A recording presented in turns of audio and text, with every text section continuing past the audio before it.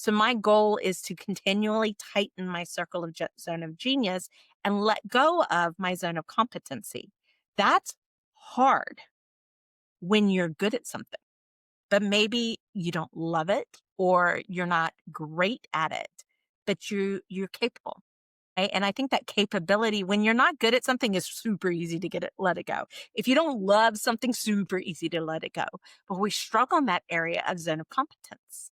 And most entrepreneurs are pretty self-reliant, right? To be able to let something of that go. I don't know. That's a little bit weird, but I have worked in accounts payable and accounts receivables when I was in high school.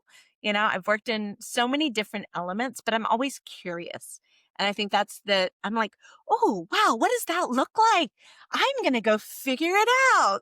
And I will, it's how we brought on AI 3 years ago in our company, is because we were willing to be curious. And I have a curious team. They're like, yeah, let's go figure that out.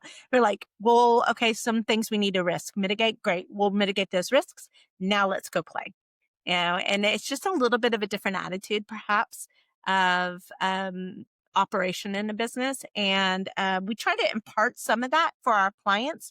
But again, going back to the name, it's not our job to make your business look like us. It's our job to help you make your business look like you.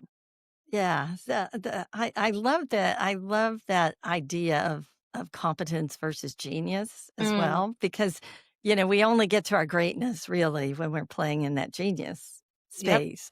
But many entrepreneurs start out small, maybe as solopreneurs, and they bring on people and that's your whole sort of shtick, I think, if you're in the scaling space, Yeah. is really helping entrepreneurs probably let go. I mean, that's got to be a big part of it. And so how do you do that? How do you coach them? Because there is the confidence, like I can do that and I can probably do it better than somebody else that I hire.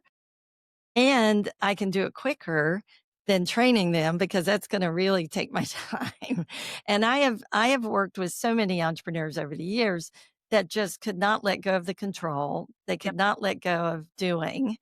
And so they worked in the business too much and not on the business enough. And I'm assuming maybe it's not fair to assume, but I'm guessing you have to deal with that. And so how do you do that?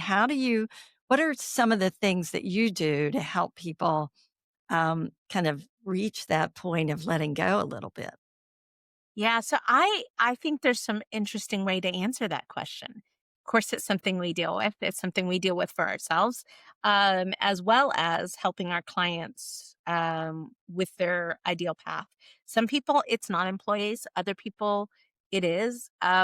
Generally, though, it involves other people because at some point in time, you have a max capacity unless you're selling something that's truly, truly, truly scalable.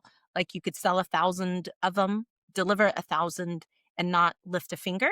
That's truly scalable. Most businesses are to that level.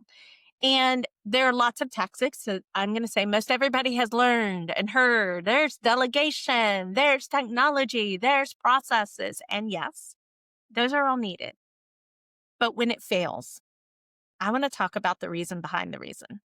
And this is really what it comes down to. And we explore this. So I've written two books. One's First System Math, the second one, Scaling Rich, which is outcoming. And it's really a part of Scaling Rich in there is to talk about the value that you as the business owner get as a human. The reason we're so locked into the hustle and grind is that the sense of accomplishment, the sense of earn, like you have to earn a reward and earn, success, um, is so strong that when I ask you to let go of the work, you cannot because your value is wrapped up in the work, not in the impact, not in the potential, but in the work.